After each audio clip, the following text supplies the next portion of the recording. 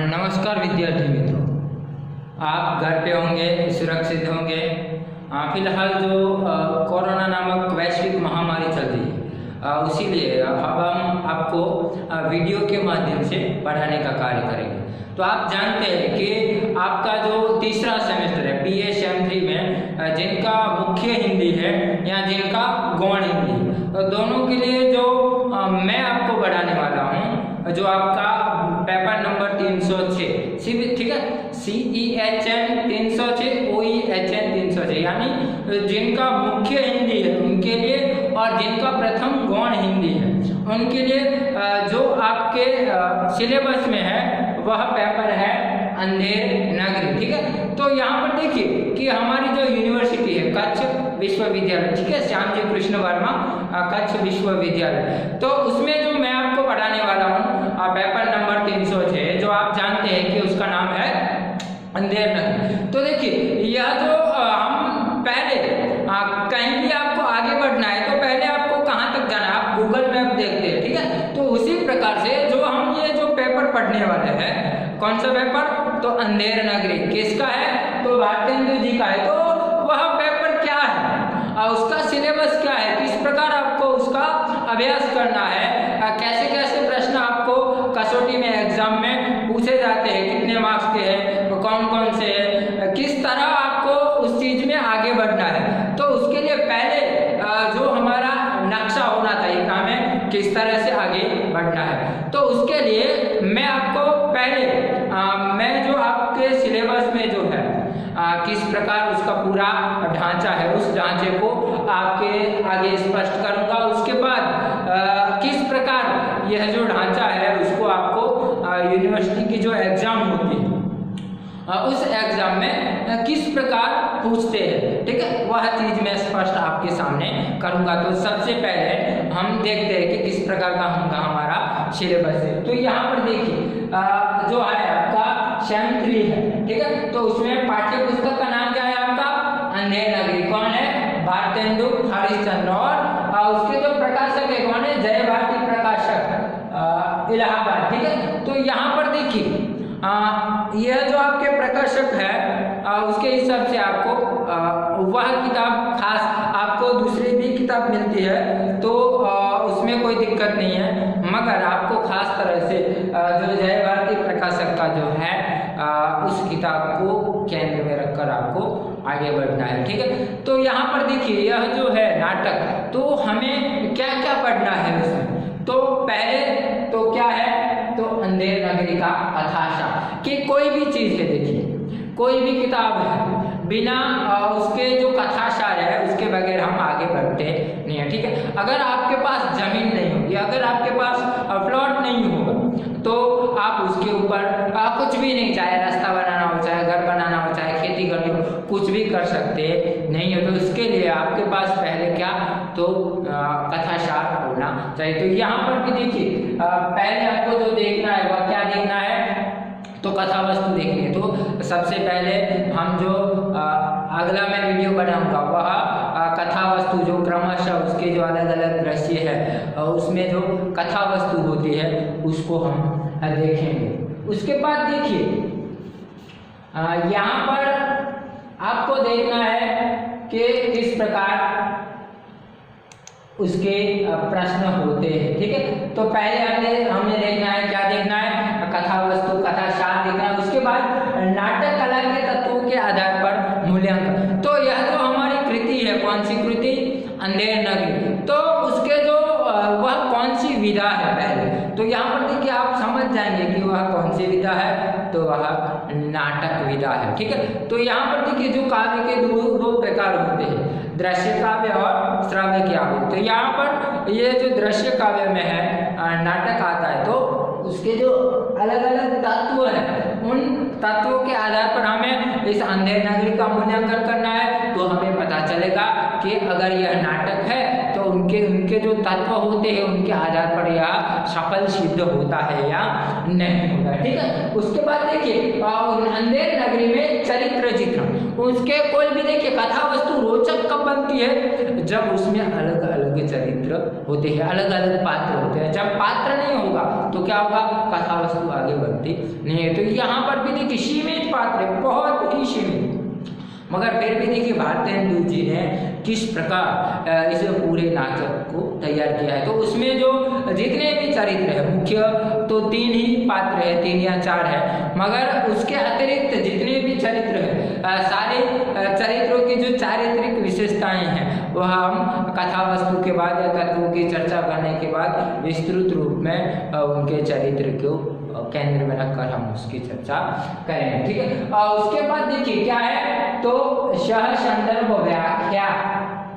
सह संदर्भ व्याख्या किसे कहते हैं, आपको आपने सेम 1-2 में देख लिया कि किस प्रकार हमें सह संदर्भ व्याख्या करनी है, कि कोई 2 पंक्तियां हैं, यहाँ कौन बोलता है, कि कौन सी किताब में से लिया गया है, कौन बोलता है, किससे बोलता है, कब बोलता है, ठीक है, और कौन सा प्रसंग है। फिर उसके बाद उसकी व्याख्या करना है और उसकी विशेषता। वह जो हम जब कथा वस्तु देखेंगे या जब चर्चा करेंगे कि सह संदर्भ कैसे दिखता है, तो उसकी चर्चा हम उस समय कर लेंगे, ठीक है। और उसके बाद देखिए कि हमें ध्यान देना है क्या, कि समस्याएं एवं उद्देश्य, ठीक है। तीसरा जो यूनिट है हमारा, उसमें क्या है, समस्याएं और उद्देश्य किस प्रकार के हैं। इस नाटक के माध्यम से, है ना, कोई भी कृति है उसका निर्माण क्यों हुआ है, उसका उद्देश्य क्या है। देखिए हम जानते हैं कि पागल व्यक्ति भी बिना उद्देश्य के कोई भी हरकत करता नहीं है। तो यहाँ पर तो पूरी की पूरी एक नाटक विधा है, और वो भी किसकी है, भारतेंदु जी की। तो किस प्रकार उनका उद्देश्य क्या है, उसमें कौन कौन सी समस्याओं को भारतेंदु ने हमारे सामने, भारतेंदु जी ने हमारे सामने रखा है, उस चीज को हम स्पष्ट करेंगे। उसके बाद देखिए शीर्षक की सार्थकता, तो यानी यह जो है दोनों चीजें हैं, कौन सी, समस्या एवं उद्देश्य और शीर्षक की सार्थकता, यह आपको टिप्पणियों में, टिप्पणियों में उस चीज को आपको स्पष्ट करना पड़ेगा। तो इस प्रकार यह जो है, ठीक है, यह पूरे 3 यूनिट में पूरी कथा वस्तु को हमें देखना है। यह 3 यूनिट क्या है, ठीक है, किस प्रकार वह प्रश्न पत्र में आते हैं, उसको हम आगे देखेंगे। तो यहाँ पर देखिए फिर आपको संदर्भ ग्रंथ जो है, ठीक है, यह पूरी PDF फाइल में आपको बाद में आपको भेज दूंगा। उसके बाद देखिए कि प्रश्न पत्र किस प्रकार का होता है। आगे इस साल शायद कोई बदलाव हो सकता है, फिर भी हमें जो हमारी शिक्षा पद्धति में पहले से निश्चित किया गया है, क्योंकि आप जानते हैं कि फिलहाल कोरोना महामारी चल रही है, तो उसके हिसाब से अगर कोई बदलाव आता है, ऊपर से कोई दिशा निर्देश आता है, तो उस दृष्टिकोण से हम आगे बढ़ेंगे। मगर फिलहाल जो भी है, तो हमें किस प्रकार हमारे पेपर को देखना है, तो वहाँ पर देखिए, तो यह जो है, ठीक है, गौण और मुख्य के लिए, तो मुख्य वाले जो है उनके लिए 2 घंटे 15 मिनट और गौण के लिए 3 घंटे। आपको क्या करना है, फिलहाल आपको जो पहला विभाग है, विभाग उसमें जो मुख्य बातें हैं, उन मुख्य बातों को हम देखें। तो यहाँ पर देखिए आपको पहले जो पूछा गया है, क्या पूछा जाता है, तो निबंधात्मक प्रश्न। आप जानते हैं कि निबंधात्मक प्रश्न किसे कहते हैं, ठीक है। और यहाँ पर देखिए यूनिवर्सिटी ने आपके लिए थोड़ी, यहाँ हिंदी विभाग ने आपके लिए थोड़ी सहायता, सहूलियत है कि के विकल्प में ब, तो यानी एक प्रश्न जो निबंधात्मक या जिसको हम लॉन्ग क्वेश्चन करते हैं, जिसको हम बड़ा प्रश्न कहते हैं, वह कितने मार्क्स का होगा, 20 अंक का होगा, ठीक है। तो यह जो है 20 मार्क्स का आपको निबंधात्मक प्रश्न लिखना है। तो उस प्रश्न को हम कैसे, हमने आगे देखा कि किस प्रकार उसकी कथा वस्तु है या जो नाटक के तत्व है, या कभी कभार जो परीक्षा लेने वाले होते हैं वह मुख्य चरित्र को भी निबंधात्मक प्रश्न में ले सकते, तो उस चीज को हमें देखना है, ठीक है। उसके बाद देखिए दूसरा जो है यह कितने 20 मार्क्स का होगा। उसके बाद जो दूसरा प्रश्न आएगा आपकी, कौन सा, सहसंदर्भ व्याख्या कीजिए। तो यहाँ पर देखिए ये जो सहसंदर्भ व्याख्या है वह कितने आपको 10 मार्क्स की, 10 मार्क्स की आपको 2 व्याख्याएं लिखनी है। यहाँ पर भी देखिए आपके लिए सहूलियत है, क्या सहूलियत है? अ के विकल्प में अ और ब के विकल्प में ब। तो यानी आपको अ में 2 व्याख्याएं दी होगी संदर्भ और ब में भी 2, दोनों में से जो आपको है ना अ के अथवा में अ है तो वही लिखना है और ब के अथवा में ब है तो वही लिखना है। तो उसी हिसाब से हमको आगे बढ़ना है। उसके बाद देखिए जो यह कितने 20 मार्क्स का है। उसके बाद जो तीसरा प्रश्न आपका होता है, तीसरा प्रश्न होता है कौन सा? तो संक्षिप्त टिप्पणी, ठीक है, संक्षिप्त टिप्पणी। तो वह भी आपको कैसे सहसंदर्भ की तरह आपको 10-10 मार्क्स के 2 पूछे जाएंगे। वहां पर भी आपको सहूलियत दी गई है, कौन सी सहूलियत? तो अ के विभाग में अ, ब के विकल्प में ब। तो इस प्रकार यहाँ पर देखिए 20 और 20, 40 और 20, 60, ठीक है, 20 मार्क्स का निबंधात्मक प्रश्न, 20 मार्क्स का कौन सा है? तो संदर्भ है और 20 मार्क्स का संक्षिप्त टिप्पणी। और जो आपका चौथा प्रश्न होगा वह चौथा प्रश्न कौन सा है? तो सूचना अनुसार लिखे, ठीक है, 10 मार्क्स का। तो इसमें देखिए आपको 5 प्रकार के या तो रिक्त स्थान की पूर्ति कीजिए, यहाँ सही विकल्प चुने, यहाँ सही गलत बताए, या एक वाक्य में उत्तर दे, ठीक है। तो इस प्रकार अलग अलग वैकल्पिक प्रश्न, विषयनिष्ठ प्रश्न जो आपको एक वाक्य में या किसी भी एक मार्क्स का पूछा जाएगा और वह कितने होंगे? तो वह सारे 10 मार्क्स के होंगे। तो इस हिसाब से जो आपका सिलेबस है, जो आपका पेपर होगा वह कुल कितने 70 अंक का होगा और उसमें आपको 20 मार्क्स का निबंधात्मक प्रश्न, 20 मार्क्स के आपको संदर्भ, 20 मार्क्स की आपको टिप्पणियाँ और 10 मार्क्स में आपको क्या पूछा जाएगा? तो आपको पूछे जाएंगे विषयनिष्ठ प्रश्न, वस्तुनिष्ठ प्रश्न, वो किसी भी रंग में आ सकते हैं। इस प्रकार, ठीक है, आपको मुख्य रूप में जो मुख्य वाले हैं उनको यह देखना है। गौण वालों को जो है जो घर बैठकर अभ्यास करें तो उनके लिए भी देखिए कि बाकी जो ब विभाग है, यह जो ब विभाग है वह किसके लिए? तो वह गौण वालों के लिए है। तो उनके लिए 20 मार्क्स का निबंधात्मक प्रश्न होगा, ठीक है, उसमें भी अ के विकल्प में ब और 10 मार्क्स की शॉर्ट नोट्स टिप्पणियाँ भी होगी। तो इस हिसाब से आपको यह सारी चीज़ें देखनी है, ठीक है।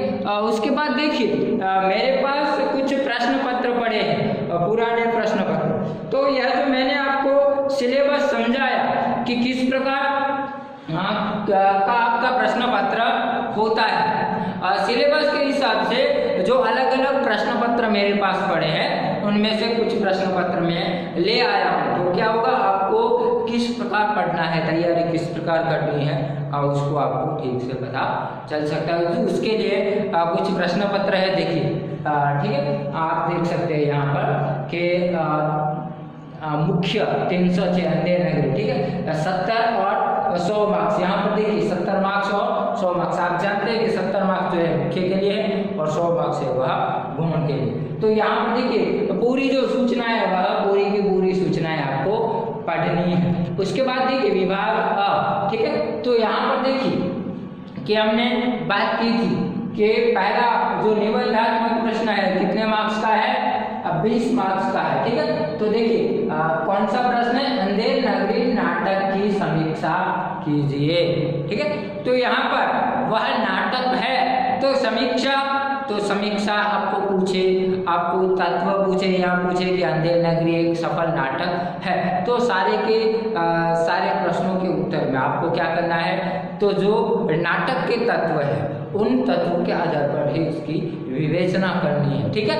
तो उसको मैं आपको जब पढ़ाऊंगा, जब हम नाटक के तत्वों की चर्चा करेंगे तब वो चीज़ आपके सामने आगे अच्छी तरह से स्पष्ट हो जाएगी। अब देखिए मैंने आपको कहा था कि कभी कभार यहाँ पर देखिए कथा वस्तु इतनी सीमित है, तो इसीलिए जो परीक्षक है जिन्होंने पेपर निकाला है उन्होंने क्या किया, उनका जो नाटक का जो मुख्य पात्र है कौन सा?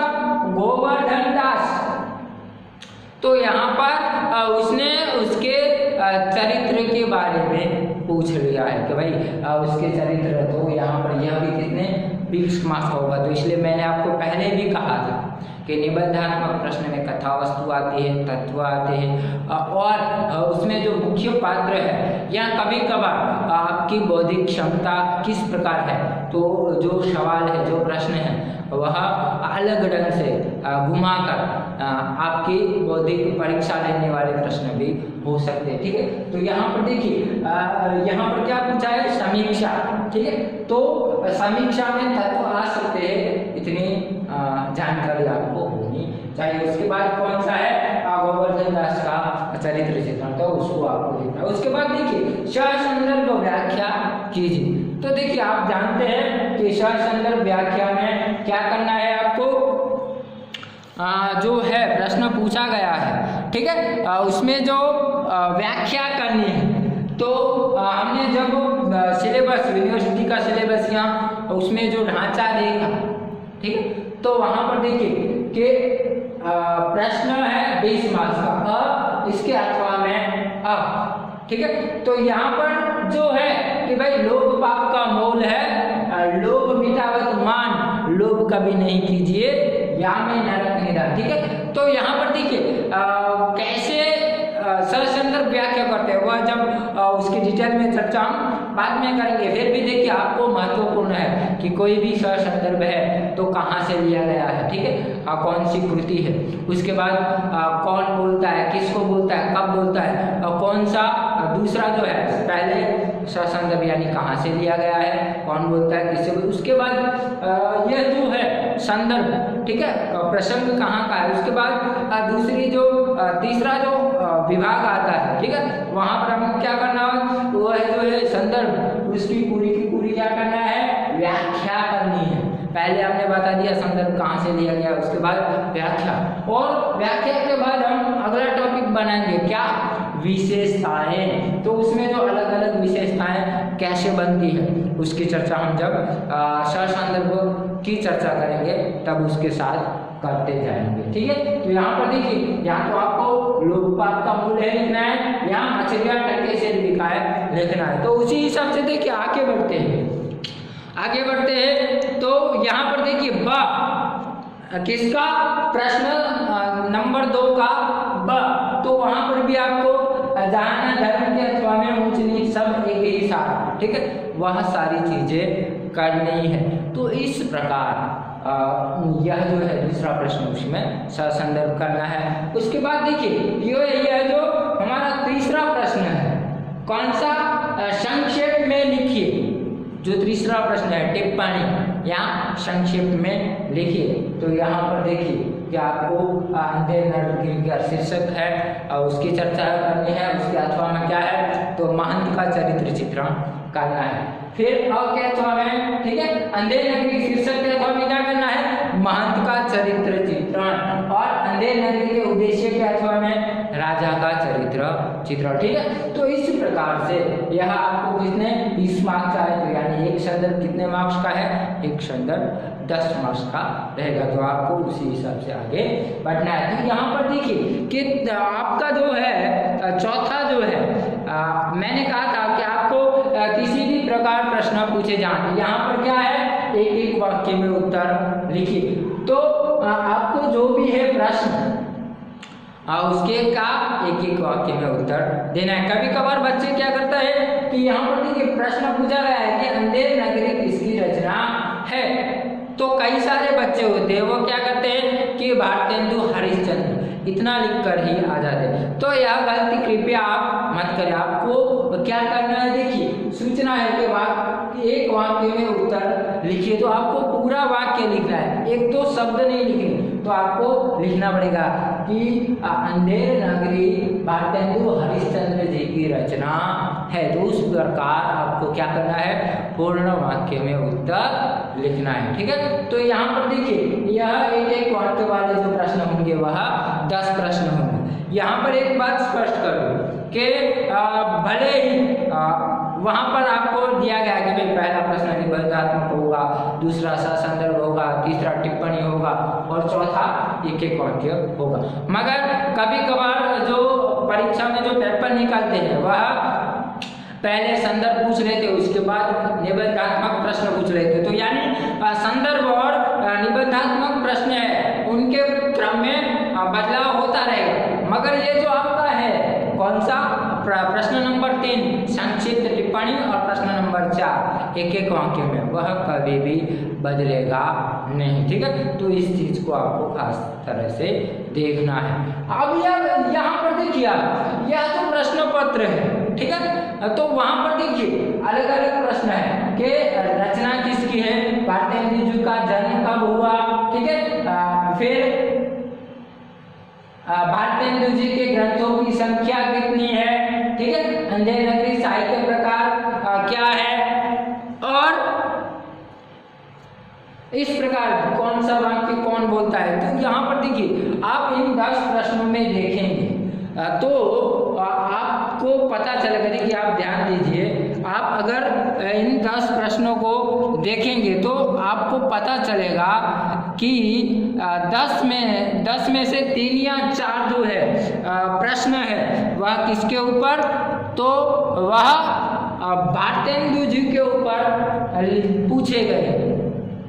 आप जानते हैं भारतेंदु कौन है, तो इस नाटक के रचनाकार है। तो यानी एक एक वाक्य में ज्यादातर प्रश्न उनके जीवन के आधारित है ना, कथा वस्तु को छोड़कर जीवन के आधारित प्रश्न पूछे गए हैं। तो इसके लिए हमें क्या, हमें यह करना है कि हमें जो भी भारतेंदु जी के जीवन के बारे में जो जानकारी है उसको प्राप्त करना है।